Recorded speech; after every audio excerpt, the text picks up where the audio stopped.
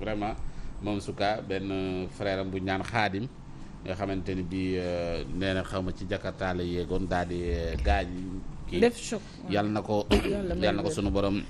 yëkkateeg jàmm Souka Mbaye vraiment ñu ngi koy nuyu di nuyu tamit jabootam gi yëpp allahumma amin yaa rabbi Sa Ndiogou kon nag ñu dem régie jëli tampon lu ay di njàmbat ànd ak Omar.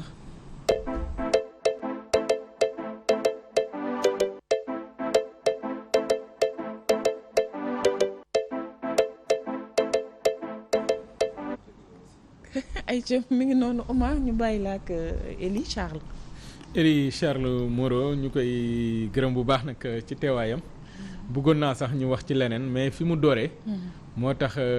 ma bëggoon ko laaj benn question parce que keroog bi Mimi Touré teewee assemblée nationale dafa wax benn wax jëme ko ci intellectuel yi mooy bi muy jàkkaar ak Ismaïla Madior Fall di ko wax ci mbiri 3e mandat Sidi nekkoon ab intellectuel waaw intellectuel te moom ma ko doon assumer doon waxtaan lan mooy intellectuel mais kii di Mimi Touré ne intellectuel yi nga xam bu fa réew di tolloo ñoom ñoo koy defar mais am na intellectuel yoo xam ne seen ñàkk honnête dina tax ñu yàq seen réew yow nga nekk ab intellectuel tey fi Sénégal toll ban rôle la intellectuel war a jouer ñi ngi wax mbiri mandat ñi ngi wax y a tellement de choses yoo xam ne tey jii ñi ngi koy wax ci réew mi jëm 2024 lan moo war a doon taxawaay intellectuel fi réew mi toll. waaw en fait bala may sore dugg réellement ci réponse bi dama bëggoon déjà commencer par dire que fi nekk intellectuel ci boppam mot bi moo compliqué waaw parce que tey jii li Mimi Touré wax daal ni intellectuels yi ñooy defar réew mi am na ñoo xam ne nee nañu bu Afrique tardé 60 ans intellectuels yi la dama daan faral di discuter ak ku ñuy wax Mame Moussé Diagne professeur Mame Moussé mu posé ma une fois une question daal ni ma Elie je voudrais bien que tu me dises quelle est la ligne de démarcation entre ces deux concepts là intellectuel ak lettré moo di ñi am diplôme ak ñi nga xam ne dañuy wax ni intellectuel lañ te ñoo xam ni ils peuvent et à la limite on peut les trouver chaque fois entre l'obélisque ak le triangle sud ñuy manifester bu ma ciy def xuus nag tuuti damay wax ni intellectuel nit ñi dañ ko yàq Maam Abdoul Aziz Sy duggul école française kan moo ko gënoon nekk intellectuel amul Cheikh Tidiane Sy Al Maktoum kenn gënu koo nekk intellectuel bu mag Sëñ Touba intellectuel la parce que dañu wone ay yoon Masalikul Jinaan Sindindi Jazbul Xulub ay non seulement ay livre la mais ay yoon la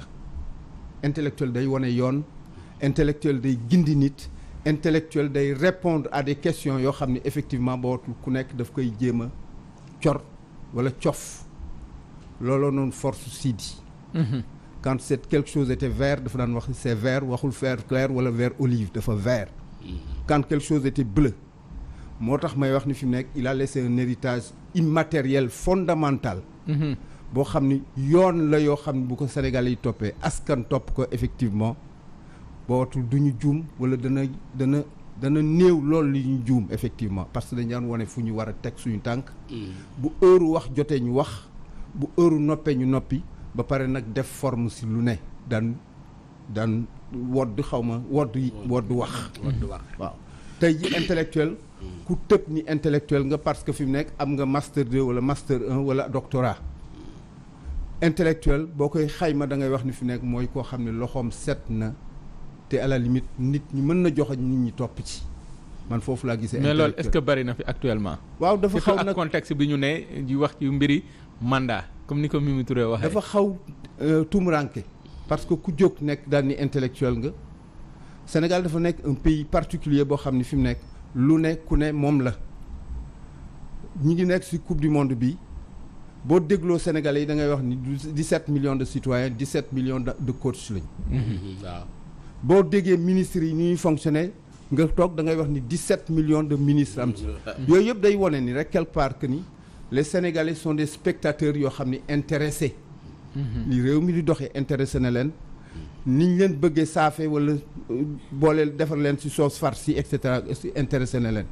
le malheur moo di dañ leen lu laaj assez souvent nan ngeen bëggee ñu farci leen wala ñu toggee leen incha allah. Mimi Touré nag li mu wax moom si boppam c'est sa propre vision mais vision am à la limite du nekk loo xam ni téere la. du page du livre alxuraan bu ñu dagg ni page bi bu ñu dagg effectivement xalaatam la c'est une thèse mën nañ ko indil thèse boo xam ni day teg ji li mu wax. moom li mu wax di waaw mën na am. mais le fond du problème moo di boo ko gisee aussi mu wax loolu dafay bëgg xam ni rek fi mu nekk intellectuel dafa war a solaat mbubbam parce que dafay niroog nit en général dans nos pays là depuis un certain temps depuis certaines années et cetera dafay niroog nit koo xam ne dafa toogoon ci àndam wàcc àndam mais le malheur moo di fi mu nekk temps yi fi gars yi toll moo di dañuy tojaale ànd yi. moo indi même cette chute des valeurs là qui fait que ni n'importe quoi dañ koy dégg n'importe quoi dañ koy wax. n'importe quoi la ñuy defee et cetera mel noonu mu mel na fi mu nekk réew mi li ko wër yëpp ay désordre la yoo xam ne dañ leen war a réordonner waat. foofu la ñu toll malheureusement temps yi. non balaa may jox sax fi Mimi Touré njëkkee.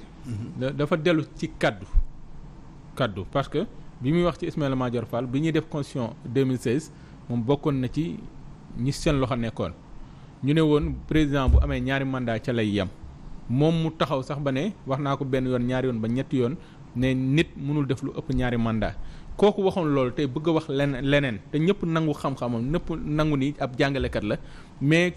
loolu Mimi Touré wax est-ce que jëmewu ko ci ni maanaam lu ñu sikk mais maanaam bu suñuy kilifa jubee ñun mën nañu jaar ci yoon wi ñuy jaar mais bu dee ñuy dëngal ak di jël seen kàddu di ko wor ci kilifa yi lay njëkkee ci ñoo xam ne tey danoo waroon doon royukaay moom problème am foofu la nekk maanaam ci lu ñu waxoon démb tey ji mel na ku ko waxatul. waaw non xam nga moo tax mooy li may wax rek c'est-à-dire que mooy li may wax ni réew mi désordre yi moo bare xam nga am na période yoo xam ni amuloon constitution bu ñuy régler on était dans des pays yoo xam ni kàddu dafa amoon lu muy signifier le respect de la parole donnée moom lañ ko tuddee le fond du problème nag moo di le respect de la parole donnée booy xuus effectivement mës naa ko wax ci benn émission je crois que c'était waa Walfadjri c'est une complexité qui ne commence pas forcément dans le champ politique mais si biir chambre à coucher yi la commencé le fond du problème moo di il faudrait que nit ñi revenir aux fondamentaux yi moo di fi nekk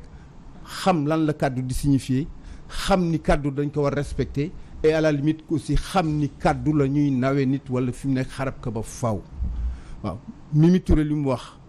tey jii damay wax ni boo defee analyse et cetera tu peux dire que ni fi mu nekk aussi li mu bokkatul ci système ak régime moo tax mu koy def parce qu'en fait elle a été quelque part aussi de ce système et de ce régime qu'elle fustige et boo xam ni fi mu nekk troisième mandat du ci lu bees depuis 10 ans on en parle pour ne pas dire depuis 2019 ñi on en parle à tel point que fi mu nekk réellement man je dis que ni c'est son avis qu'elle a donné Ismaïla Madior Fall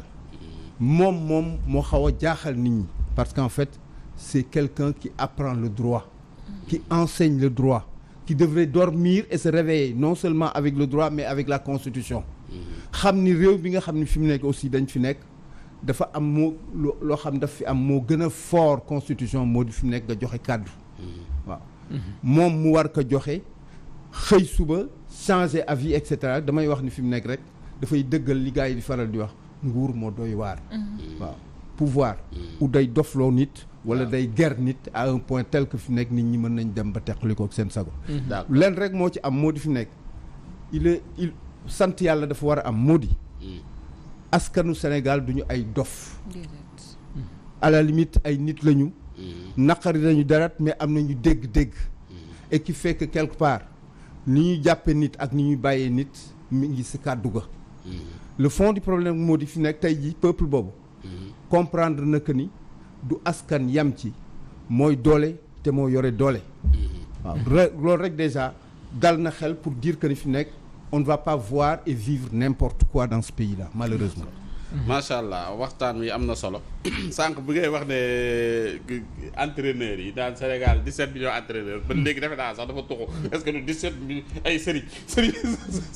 yi léegi gars yi dañoo sopp li ko jóge ci entraîneur léegi nekk sëriñ léegi man damay des ci assemblée nationale boobu assemblée coow yi nga xamante ni bi actuellement judd na fa nit ñi ku ci nekk ngi yëkkati ay kàddu wax ñenn ñi nee nañ président Macky Sall moo bëgg a moo saboté assemblée pour bëgg rumeur yi nga xam ne nit ñaa ngi koy dugal di wax ni assemblée bi amul niveau amul kii parce que ñenn ñu bari ñiy doxalee nenn ni ñi ngi jàpp ni ci camp wu président lañ bokk parce que jàpp nañ ñi am na ñenn ñoo xam ne bi amuñu place ci assemblée yow en quelque sorte yow boo doon def njàngat ci assemblée bi nga xamante ni bi moom nga gis nii c'est-à-dire que doo koy jox boo ko doon noté ça li ngay wax nii avant notation bi waaw da ngay apprécier ba pare booy apprécier da ngay wax ni fi mu nekk en fait commencé wul ci assemblée bi xam nga fan la commencé jeu yi faussé jour ba waa ji nekkee président de la république c'est-à-dire nekkatul président wu coalition wala président wu parti bu jël réew mais président de la république xam nga lan lañ koy intitulé président de tous les sénégalais waaw dootul nekk président wu APR président wu PDS président wu réew mi président de tous les sénégalais lay doon moo di fi mu nekk Sandiogou ak Oumar ak Madjiguène bëgguñu ma il ne m'aime même pas en photo mais maay seen président yow nga am niveau ak grandeur bu toll na waaw da ngay wax ni fi mu nekk Sandiogou Oumar ak Madjiguène bëgguñu ma waaye fi mu nekk xam naa ni Oumar Sandiogou ak Madjiguène yi ma soxla mën nañ ko régler mu neex leen mu naqar leen maay seen président waaw loo bañ président de la république bu la woowee daa ñëw wuy si ko boo wuy siwul président bi daa wuy si institution bi mu doon mu xamal la daan la fi mu nekk Sandiogou xam naa ni fi mu nekk tu ne m'aimes même pas en photo mais agriculture waaw yow laa ci wóolu am na lu nu boole mooy Sénégal waaw dama la ko bëgg dénk bu Sandiogou waroon ñëw indi 10 parce que 10 nga doon xaar si moom bootul dana la indil 50 parce que yëg dafa am importance waaw c'est très important bés bu nekk ma wax nag fi mu nekk yooyu yëpp transition la pour dire que ni bërkaat dem rek maa ngi koy wax benn nit daal ni même Moustapha wax naa ko parce que Moustapha quand il fait des émissions il m'arrive fréquemment ak Pencho di ko balancer ay textos parce que je donne mon avis daal ni ko fi mu nekk on va vivre des problèmes très sérieux et ça va pas s'arrêter parce que le malheur maudit damay faral di wax ni bala ngay nekk un personnage public wala di jouer ay rôle public ou politique dafay fekk nga maîtriser réew na muy doxe socioculturellement nga xam Sénégal mu war doxe le malheur moo di fi mu nekk Assemblée nationale dañ fay dugg parce que fi mu nekk Sandiogou parti moo la fa dugal parti Madjiguène la fa dugal parti Oumar la fa dugal mais boo duggee waaw amatul parti bu la fa dugal tëddee njaaxaanaay nga war a tëddee ak force xam nga pourquoi parce que askan bi moo la fa teg c'est vrai il représente un peuple le malheur moo di fi mu nekk il l'oublie trop souvent parce que seen njàng moo matul parce que seen vision amul parce que jusqu'à preuve du contraire yaakaar nañu wërsëg dafa nekk ci loxo nit alors que suñ boroom la nekk waaw le fond du problème moo di bu ñu tëddee njaaxaanaay daañu xam ni war nañu régler tous les problèmes effectivement parce que loolu la askan wi di xaar ci ñoom mais yi fay am ni yëpp dafay montrer quelque part une nécessité mooy nécessité nag pour tous les partis waxuma pour parti pouvoir rek mais tous les postulants à la magistrature suprême ñi bëgg ñëpp ëllëg yore réew mi pour ñu commencer ku ko deful woon def ko moo di ñu am ay école de parti pour mën a former seeni militants amoon na école de waaw parti mais amatul école de parti yooyu baaxutoon ñoom ñi fi génne woon ñoo nekk ni bon non ñooy gars yi di jaxase dëkk bi moo tax yooyu du école xam nga parce que bu dee formation boobu lañ topp rek mooy ñii nga xam ni ñoo tas réew mi ci école yi lañ génne man nag waxuma école yooyu c'est-à-dire que yow école yi ngay wax waaw boo doon ministre de l'éducation nationale du ñu am agrément waaw man école yoo non c'est la réalité école yi may wax moo di daañ la xamal ni lii la jàngal la même sa culturellement sa réew nu muy fonctionner c'est-à-dire que léegi amatul worma amatul respect et à la limite député yi dañuy fàtte ni au moins ñetti xeet ñu ngi leen di déglu moo di gune yi sëriñ si ak kilifa aada yi ne serait-ce que pour ces gens là waroon na tax respect war a am parce que xale yi lañ leen déglu war leen roy addina nag évoluer à un point tel que fi mu nekk léegi amatul lenn loo xam ni dana nëbbu parce que amul journaliste Walfadjri rek chaque porteur de portable est un journaliste potentiel ku yore portable rek journaliste waaw tu transfères des informations tu fais passer des informations à la limite mu nekk nag ñaari choses yoo xam ne aussi ay garde-fou def cee war am parce que ay désordre rek lay créer moo indi fi nekk léegi xale yi yaakaar nañu foo waxee te saagawuloo kenn du la déglu. waaw te ay magum jëmm ñoo koy def. c'est-à-dire que bu ñu dof-dofloo ba pare def mel na ñuy def striptease. waaw après dañu ñibbi seen i kër ñibbi seen i koñ xale yi war leen di xool war a commencer leen xeeb alors que fi mu nekk ñun période bi ñu nekkee gune. waaw boo nee kii ministre la dañ daan yër di xool. boo nee kii directeur général de ceci la dañ daan yër di xool. boo nee kii président conseil d'administration tel dañ daan def di xool. léegi à la limite comme ni ma ko Mame Less Camara monsieur waxee benn jour. Eli réew mi toll na foo xam ne ku ne mën na ne lu ne. mais lan moo ñu yóbbu foofu. lan moo ñu yóbbu foofu parce que fi mu nekk autorité moo fi amatul. autorité amatul au sommet de l'État ba wàcc nag ci koñ biir koñ yi. D'accord. Autorité amatul au niveau de l'État. Autorité amul au niveau de l'administration. Autorité amatul dans certaines pour ne pas dire une majorité écrasante de familles. Autorité amatul ci biir koñ yi. Hillary Clinton nekkoon na présidente États-Unis. waaw dafa xëy benn suba bind livre daan ni il faut tout un village pour éduquer un enfant. du lu bees pour ñun. waaw looloo amoon fii. moo fi amoon du lu bees pour ñun c'est-à-dire que mooy indi li may wax ni ñun dañoo wàcc suñu ànd ba pare toj ànd yi dañu toj ànd yi nag waaw parce que il va falloir trouver ay nit yu mën defar ànd. le malheur moo di fi mu nekk. waaw président yi fi nekk dañuy fàtte ni. boo yoree réew. dootul affaire gouverner ensemble gagner ensemble. histoire trouver ay compétences la. waaw yoo xam ne fi mu nekk effectivement ku ci nekk boo ko dénkee. li mu war a yore mu régler ko. pour dire simplement que ni. waaw dafa am pays bu tudd Israël. waaw temps yi sax dafa xaw nekk actualité suñu biir réew mi. Israël la tudd. Israël 1948. bi Israël waree am anglais yi war ko yombalal. waaw dañu xëy suba def un séminaire 3 jours yoo xam ne fi mu nekk. dañ ñu woon fépp intellectuel nekk ci àddina bi nekk juif. parce que nag dañu tas ñoom ci àddina bi. waaw nañu tase ñoom ñëpp Jérusalem. moo indi woon la fameuse phrase l'an prochain à Jérusalem. ñëpp daaj tase. pendant 3 jours comme ñi fi amee woon assise nationale. nit ñi toog di discuter ci affaire assise nationale yi. ñu toog pendant 3 jours discuter affaire Israël nan lañ kii pour que Israël compte dans le monde et cetera ak yu mel noonu ak ndekte am na seen sëriñ yooyu rabbin yi. mooy comme kilifa diine yi rek quoi. waaw mais intellectuel aussi. daal di leen le 3 dernier jour. ça fait 48 heures que je vous entends faire et refaire Israël. pour réussir Israël comme projet. waaw il faut juste 36 personnes. 36 personnes. waaw 36 personnes yooyu am na biir Sénégal fii. ba ma ko mës di discuter ak sama benn xarit mës naa ko wax ak Sidi d'ailleurs. Sidi moo ma corrigé daal mais il faut 18 personnes. xam nga fi mu nekk loolu la ko indee. waaw daal ni fi mu nekk en fait Eli boo defee sa calcul 36 dafay nekk 3 ak 6 muy 9 1 ak 8 muy 9 personnes sax doyoon na. pour dire simplement que ces 9 personnes là. doy na Japon 80 et quelques millions d'habitants lañu. waaw 18 ministres femmes. 18 ministres. mu nekk réew moo xam ne. waaw 18 ministres fa nekk. ñu ngi leen di tàllal suñu loxo. waaw oui. Corée ministres yi barewuñ fa. ba ñuy am indépendance ñun. mais ministres ñoo- yooyu ñoo lay dañuy xeex. liggéey de bokku ñooñu dañuy liggéey ñii liggéey politique ministres yi dañuy politique. waaw mais liggéeyu est-ce que santuñu waaw leen. waaw parce que ministres yi. est-ce que santuñu ku leen. perdre sa non non mais localité ñu dàq la. non c'est-à-dire que li nga man nag côté boobu man dama gëm responsabilité ci lu mënti doon xam nga tey ji man fii ma toog man maa jël sama responsabilité ci li ma war a laaj ak li ma war di wax du nitey jógee ci kaw naan ma ni ngay laajee ni ngay waxee bu mu nga naree def sax ma bañ mais pour man un ministre bu taxawee à l'Assemblée comme li nga wax gis nañ fa ministre yoo xam ne seen comportement da nga leen di xool da ngay am kersa parce que da nga naan ñi est-ce que xam nañ sax ñoom li leen dénk parce que ay dagg santé wala yooyu kon loolu du pour man que leen jiite mais nit ki la dans ça parce que ku dem ba la nga jàngoon nga bañ a ñemeetoo koo wax. parce que le ministre des finances le ministre des finances xam nga yooyu yëpp ministre finance bi nan la tuddati je ne sais plus mooy kin fal bees ki sant ba baax waaw. waaw mais pourtant même les députés de l'opposition dañ koy remercier di ko féliciter ci comportement pourtant kooku liggéeyam dafa ñëw di def liggéeyam te yem ci waaw, xam mais- li ko war ak lan moo ko tax a jóg non c'est-à-dire que xam nga nag am na kii xam nga la xaw ma nan ba ku non bees la. baax waaw d'accord. xam nga li ngay wax ni Oumar. lan la may indil man.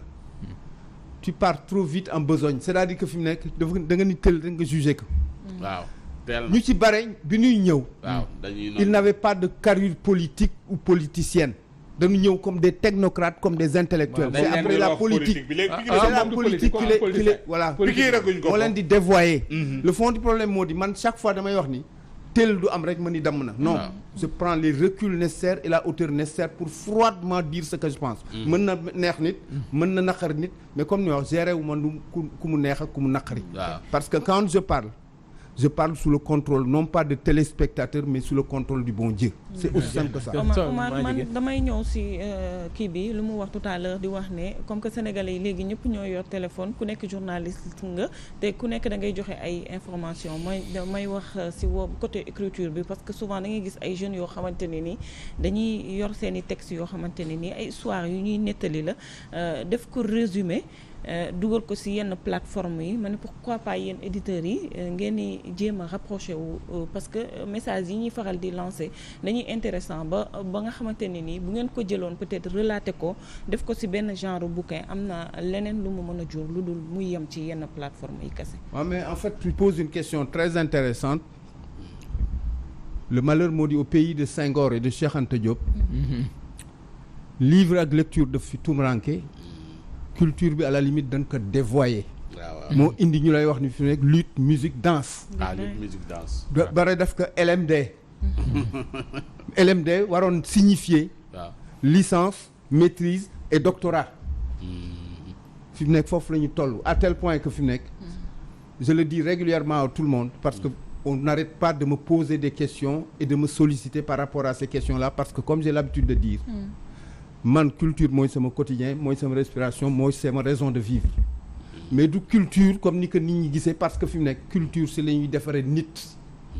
héritage bi maam Abdoul Aziz Sy Dabakh bàyyi moo di fi mu nekk defaraat xel yi xol yi xalaat yi jikko yi effectivement culture a koy réglé mais le malheur moo di au pays de Senghor il arrive fréquemment qu'on confie la culture à des gens qui ne sont même pas sûrs que quand deux verbes se suivent le second se met à l'infinitif am na fi dañ yaakaar ni deuxième bi day nong rek topp ci pour dire simplement que ni fi nekk yooyu yëpp ay nomination politiciennes yi indi na ay difficultés yoo xam ne moo nu lor aussi bien au niveau du gouvernement au niveau de certaines administrations directions de société qu'au niveau de l'Assemblée nationale et du Haut Conseil des collectivités territoriales le malheur moo di fi mu nekk dañu politiser lépp ba yàq lépp moo indi ku nekk yaakaar ni fi mu nekk moo indi même les concepts là léegi damay dóor ñëppay dóor pour dire simplement que ni Sénégal ñëppay bind mais bés bu nekk ma tontu nit daal on n'écrit pas n'importe quoi et on n'écrit pas n'importe comment man ku am na ay sujets yoo xam ne bu ma ko nit indilee du ma ko jël am na ay sujets yoo xam bu ma ko nit indilee dinaa ko xool daal di ko won yoon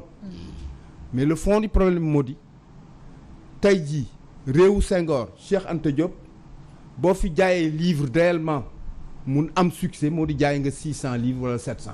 700 livres. wallahi dundalul nit. tabaxul côté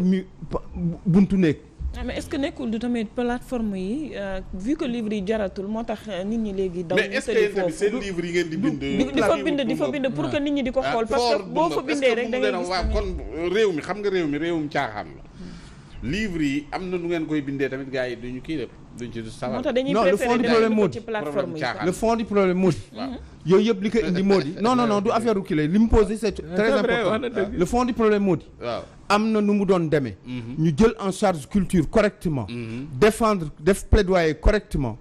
Macky Sall président de la République parce que moo fi teew demain keneen effectivement parce que moo fi teew parce que dana nekk premier protecteur des arts et des lettres plaidoyer ngay def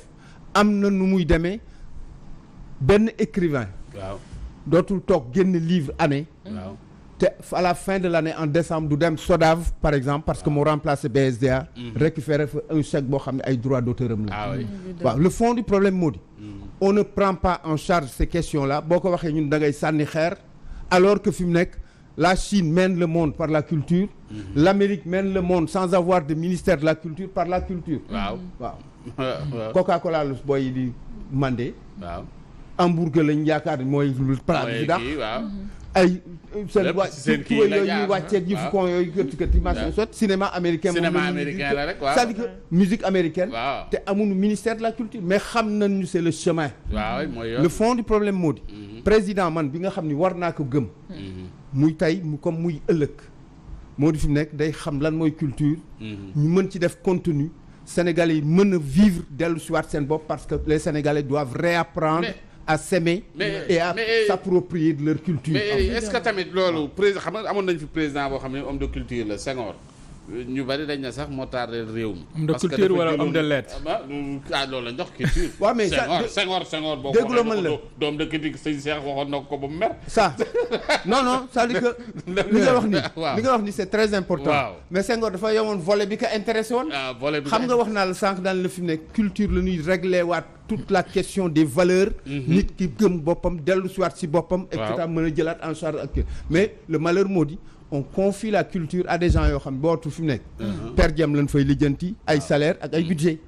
mais tey jii xam na saa dafa wax boo xam ne bu ne réewum caaxaan la il faut que mu laaj déggin coupe du monde bi daa am lu ma ci seetlu comme li nga wax gis nañ les charlatans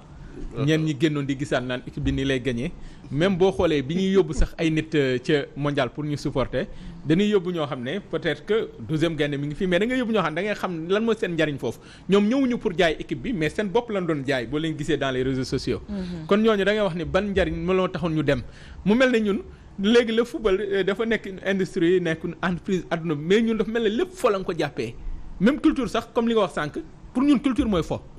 réew mi fi mu toll foofu même boo xoolee sax caaxaankat bi ci internet bi mun na am 1 million de vues. mais kii wax loo xam ne tey mun na yee askan wi. doo ko déglu day mel ne nit ñi duñ ci bàyyi xel lan moo ñu yóbbu fa est-ce que nit ñi defar leen dina jafe de góor gi. waaw mais nag en fait Abdou Diouf dafa faral di wax. en répétant beneen kii en citant un autre auteur français. c'est le difficile qui est le chemin lu yomb baaxul. jafe-jafe boobu. moom la 14 millions ou 17 millions de Sénégalais jël en charge. daal ni fi mu nekk on règle les questions on revient à nous-mêmes. gis nga fi mu nekk du décret présidentiel mooy wax ni fi mu nekk na Sénégalais yi delluwaat na woon démb ñu réglé waat suñu bopp tappaat suñuy cër et cetera. Sénégalais bu nekk fa mu toll ak ni mu toll moom mooy wax ni fi mu nekk j'ai envie de revenir à moi-même. mais Eri sànq dugg nga ci wàllu ci wàllu cinéma américain ak yooyu mais tey boo xoolee ñun suñu théâtre yi ñoom bàyyi nañ lépp loo xamante ni bi parce que amul ñoom ña nga ca leneen. ña nga ca leneen ça suñu théâtre bi. waaw buñ ko xeeb. le fond du problème moo di. waaw on a parlé des assises de l'éducation nationale. waaw assises de la culture dafa war a am. dafa war a am mooy. pour que Sa Ndiogou gis boppam ci culture. waaw. quand tu cesses d'être un reporter ou un journaliste à Walfadjri. il t'arrive d'être réalisateur. ah oui. et normalement un pays boo xam dañu jël en charge les questions culturelles sérieusement. da ngay am ay droits d'auteur. waaw ëllëg ak si biir sa njaboot dund ci. waaw oui. même boo fi nekkatul. naka la kan la produit di fay. il faudra attendre le président de la République qui s'intéresse à la culture et xam ni fi mu nekk du ay affaire u caaxaan comme il dit. c'est-à-dire que fi mu nekk ay colloque ay conférence ay congrès et cetera du mel noonu yooyu pendant ce temps jikko yaa ngi yàqu. pendant ce temps xale yaa ngi xaar lii ñi ngi xaar lii toll nañu foo xam ne fi mu nekk ku saagawul yaakaar nga ni existé wuloo. le fond du problème moo di. il m'arrive fréquemment pour revenir Omar à ta question. nit pose ma question ma ni ko fi mu nekk le malheur moo di dans ce pays là quand on pose des postulats intellectuels ay réponses mystiques ngay jot yenn saa yi ñu lay menacer. mystiquement. waaw. non dafa am c'est-à-dire que je regarde la société. comment elle fonctionne. temps yii yëpp ñu ngi may laaj di ma wax yow dañ la gëj gis Walfadjri parce que man comme je dis man Walfadjri laa bokk. non temps yi dama jël vacances. c'était pour mieux regarder les gens. mieux écouter les gens et prendre encore les recul nécessaires parce que plateau yu may toog man kenn du fa toog di saaga ak di saagante. waaw c'est-à-dire que il faut imaginer que ni. chaque fois qu'on invite quelqu'un à Walfadjri. cette personne invitée là est dans les salons des gens dans la chambre à coucher des gens et les enfants regardent. waaw à tel point que fi mu nekk sénégalais bu nekk moo war a jóg daan fi mu nekk luy jot na pour que ñu changer jikko yi parce que jëmul fenn tabaxul kër yóbbuwuñu fenn. la preuve moo di fi mu nekk. même ñu doon saaga da ngay gis yenn saa yi ñu lay wax repenti moo di fi nekk. toxkatu drogue la bu yamba bu bàyyi yamba quoi. c'est-à-dire que il faut arrêter ñu xam ni quelque part. yaramu neen lañ fiy ñëwee. yaramu neen lañ fiy génne war ma moo tax ñuy sàng nit ñi entre les deux il est possible quand même bàyyi fi wooy yoo xam ni réellement nit dana ko mën dégg. d'accord waaw léegi yow yaa ngi wax sànq El Hadj kii bi nga xam ne bindoon na ko te nga xam ni amoon nañ ko ñun nga xamante ni bi boo nekkaan ci koñ bi paa bi du sa papa kese boo génnee ci bitti paa bi ci bitti ñeme woo def yenn yi papaay diw yaayu diw et cetera nga xamante ni loolu moo daan defar ni loolu nga xam ni perdre nañ ko fi mu toll nii moom yaakaar nga ni mën nañoo demaat ba retrouver waat loolu. dañ koy retrouver waat. ah ci naka. c'est une question de volonté. mais une question de volonté boo xam ni. sànq maa ngi koy junj rek. du affaire u décret bu président de la République def. à moins que tous les Sénégalais. prennent conscience que ni fi nekk il nous faut revenir à nous-mêmes delluwaat suñu bopp delluwaat suñuy valeur. parce que kuy tiitaroo sëñ Touba. kuy tiitaroo sëñ Fallou. kuy tiitaroo sëñ Saliou. di tiitaroo. Maodo Malick Sy sëñ Babacar et cetera et toute la lignée dugg Ñaseen dugg Laayeen yi et cetera gu mel dugg Sekkeen yi nu mu kilati waaw Ceneba et cetera ak Njaasaan ku tiitaroo loolu yàlla def ni sénégalais yëpp amul benn sénégalais boo xam ne amul tarixa bu mu bokk il est ñooñ ñëpp bàyyiwuñ fi ay photo sëñ Tuubaa bàyyiwu photo noir et blanc ay yoon la fi bàyyi kuy tiitaroo sëñ Babacar ay yoon la fi bàyyi kuy tiitaroo Maodo Malick Sy ay yoon la fi bàyyi ñoom ñëpp xam ni fi nekk nag jot na pour que enseignement yi ñu tiitar ba pare di tiitaroo sëriñ yooyu et cetera yooyu wala yooyu suuf yooyu yoon ñuy yëpp buñ ko bu ko sénégalais bu nekk daal di ne fi mu nekk j'en fais mon affaire il est possible que effectivement mu nekk un miracle et ça peut être le miracle sénégalais. c'est-à-dire que sénégalais yi seen bopp mën nañ ko doxee de mais souvent da ngay gis léegi benn njaboot nangootul doomam génn si biti papa jàmbur wala yaay jàmbur corriger ko parce que lan man waxewu ma dañ koy waxee xam nga lan lay wax la même chose que je dis de l'amour l'amour n'a pas besoin que de sujet de verbe de complément d'objet direct ak indirect il a besoin de choses yoo xam ne matériel nga koy vivre di ko sentir di ko gis ay gestes la ak ay faits du ay affaire wax sinon à la limite j'aurai toutes les femmes de ce pays-là dans le monde parce que je sais quand même aligner des phrases pour dire je t'aime mais góor gi léegi c'est bien li ngay wax di mais sànq dama koy bëgg a wax mais moo la boo xam ne sax bu ma koy wax dama naan est-ce que du un mot de trop mooy il faut que ñu am ay kilifa bu may wax kilifa politique yi la yu intelligent xamul tax ci mondial da am lu ma jàngat moment bi ñuy gagné coupe du monde lépp di neex ñu am ay kilifa yu intelligent te ñiy wax Sénégal ne heure bu ñu àndee mën nañu am ndam dund nañ ko ci coupe d'Afrique bi ñu ñëw ci coupe du monde bi ba ngay xool diggante bi mondial bi commencé ba fi ñu toogee dafa mel ne nguur gi day profito ci mondial bi pour régler ay compte politique am la xew ci assemblée moom lañ njëkkee woon ci diggante bi lan woo Ousmane Sonko mu dem war a def confrontation Adji Sarr ci lañ ne ñaari militaire réer nañu maanaam booy wax yi ci xew ci diggante bi 15 jours bañ dooree mondial bi léegi comme si dañuy utiliser ni dem leen seetaani mondial ba sëgg leen ci football bi pour fàtte l'essentiel ñu régler suñuy problème est-ce que njàngat boobu may am ak xalaat boobu may am est-ce que da nga koy séddoog man waaw xam nga en fait li nga wax c'est intéressant parce que day conforter la vision que j'ai qui consiste à dire que ni fi mu nekk en fait nit ñaa ngi ŋàññi Macky Sall est dans ses rôles c'est un politicien amul état d'âme c'est-à-dire que milieu politique moo dul milieu enfant de cœur c'est-à-dire que du affaire éclaireur ndumbelaan la gën a jage ku mën sa morom duma mais moom warul doxe noonu waaw non le fond du problème moo di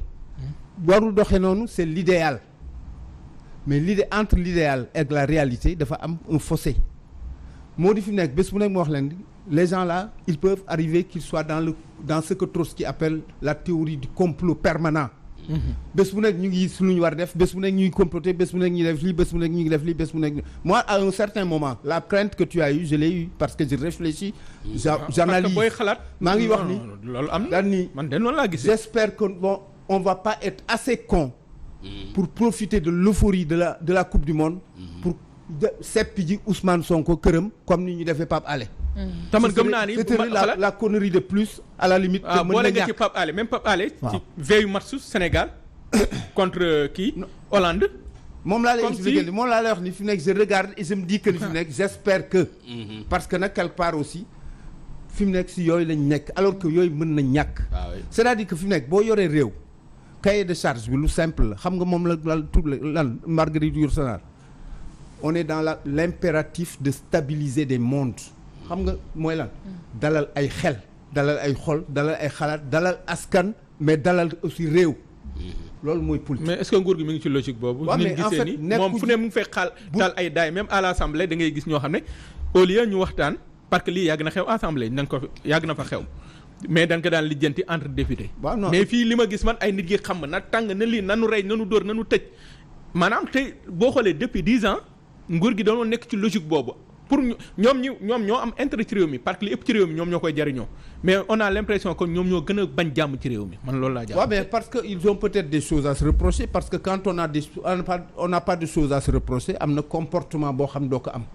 waaw ku deful dara boo toogee wéet ak sa bopp parce que nag doomu aadama bu déggee wéet ak boppam. boo wéet ak sa bopp xam ni lii dañ la ko joxoon muy yaakaar yoo xam dañ la ko wékk. parce que yaa ko soxla woon yaa ko laajoon ñu jox la ko. nga toog. war a wéet ak sa bopp am kersa il est possible nga am beneen comportement bu dul comportement nit ku dal parce que comportement yi ngay wax ni comportement nit ñu dalul la assemblée nag li fa am ni waa assemblée ñoo ko war a mën a corriger ku ci nekk da ngay ñibbi le soir chez toi am ay dëkkandoo am ay mbokk ñu toog di war la wax Sagnoogu loo xam ni man ñamewuma la ko wax moo di sa bët suufan ci ñu mën a toog xoolaat seen affaire parce que fi mu nekk Macky Sall a beau en faire des ministres des députés à lui mën na nekk ñu nekk ay députés am ils sont pas obligés di fa saagante nday di fa sànnante ay chaises et cetera gi mel noonu ak yooyu comme li ko waaj daan wax attention les enfants regardent waaw yooyu daal yëpp mën na fi ñàkk et jusqu'à preuve du contraire je crois que ni fi mu nekk li ñu wone nii dañu wane ni nit dong lañu moo di fi mu nekk dañu doye di waaw macha allah waaw oui Eli waxtaan bi neex na de macha allah ah bon waaw bu gën a continuer mais di la jaajëfal boo ñëwuloon mu ñaaw ndax tey xamoon naa ni ku dul woon yore bu ñëwoon mun na demee neneen xam nga sànq bi ma Sagnoogu woowee ba ma yéeg ñu gisante dama ni que mon général c'était une manière de dire que ni fi mu nekk non kii góobi la nga ko jël waaw mais instant bi moom sama général waaw ba may génn fii wala Walfadjri bana soxla mais fu Walfadjri soxla effectivement je viens parce qu'en fait j'en ai fait ma maison et jusqu'à preuve du contraire dafa am ay souvenirs yu fi bari yu fi nekku à tel point que fi mu nekk dama ni ko sànq je suis debout comme un soldat waaw c'est aussi simple que ça pour dire simplement que ni ñu bàyyi la nga tàggatoo yéen it je suis très content de vous parce que je me rends compte que ni fi mu nekk seen i cahier de charge yéen a ngi koy respecté seen i feuille de route yéen a ngi koy respecté et je suis encore plus fier quand j'entends effectivement chaque journaliste de Walfadjri buy daaneel daan fi mu nekk la voix des sans voix waaw kooku Césaire moo ko waxoon Sidi Lamine en a fait une réalité dynamique encore une fois yàlla na ko yàlla gën a installé ci àjjana firdawsi yi gën a kawe te inchallah ngeen continuer le chemin jusqu'au dernier matin du monde jërëjëf merci beaucoup Eli Charles Molo écrivain éditeur doonoon sunu gan tey ji ci Taku Show di ko jaajëfal Mimi Touré bu doon day wër intellectuel a ngi non en fait xam nga damay faral di draay di wax nit ñi bu ñu toogee discuter troisième mandat mën leen Macky Sall a raté le coche le 2 septembre 2012 il m'a invité parmi 65 intellectuels à la salle des Princes à Terrou-Bi pendant 15 minutes yi mu def discours il m'a cité 3 fois dans la salle toute la République s'est ruée à moi Mimi Touré Moustapha Cissé Lo Mbaye Ndiaye ku nekk di ma laaj sama carte de visite j'ai donné mes cartes de visite ba amatuma carte de visite waaw Macky sama papa daan ni ma dama dem julli ji Juma Abbas démb gee ku nekk di ma remercier ak di sargal ndokkeel qu'est-ce qui s'est passé ma explique mu ni ma la nga bañaloon Ablaye Wade bul ko nangul Macky moo di Ablaye Wade mësula woo pour nga jël carte parti mais il t'appelait assez souvent pour que nga koy wax li nga xalaat par rapport à des questions ça m'a coûté très cher comme je dis parce que fi mu nekk loo wax ñun dafa jege Ablaye Wade mais Macky m'a appelé quand même mu ni ma nag exception am na bu fekkee ni yow daf la woo individuellement daan dama bëgg nga jàppale ma